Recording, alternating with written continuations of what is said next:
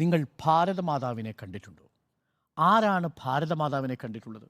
എന്നിട്ട് അയാൾ വിശദീകരിക്കുന്നു. ആരെയാണ് ഭാരതമാതാവെന്ന് ആദ്യം വിശേഷിപ്പിച്ചതെന്നറിയാമോ?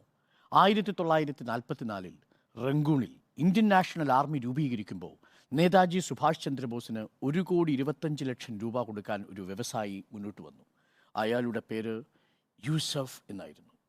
ആ യൂസഫ് എന്ന് പറയുന്ന ആൾ, യൂസഫ് മഫാനി എന്ന് പറയുന്ന അയാൾ 1,25,00,000 രൂപ കൊടുക്കുമ്പോൾ തൊട്ടു പിന്നിൽ ആ വേദിയിൽ ഒരു ഉമ്മ ഇരുന്ന് കരയുന്നുണ്ടായിരുന്നു. ആ ഉമ്മയോട് ചോദിച്ചപ്പോൾ ഉമ്മ പറഞ്ഞു, മോനെ, എൻ്റെ കയ്യിൽ പണമില്ല, ഉണ്ടായിരുന്നെങ്കിൽ ഞാൻ ഉള്ളത് മുഴുവൻ നിനക്ക് തരുമായിരുന്നു എന്ന് സുഭാഷ് ചന്ദ്രബോസിനോട് പറഞ്ഞു. അപ്പോൾ സുഭാഷ് ചന്ദ്രബോസ് ഉമ്മയോട് പറഞ്ഞു, ഉമ്മയ്ക്ക് പണമില്ലെങ്കിൽ എന്താ, ഒരു മകനില്ലേ എന്ന് ചോദിച്ചു. ഷാനവാസ് ഖാൻ.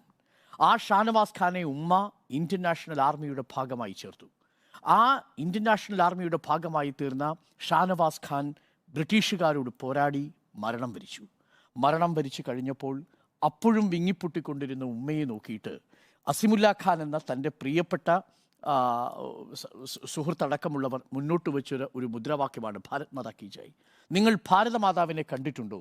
ഇതാ ഈ ഉമ്മയാണ് ഭാരതമാതാവ് എന്ന് പറഞ്ഞു.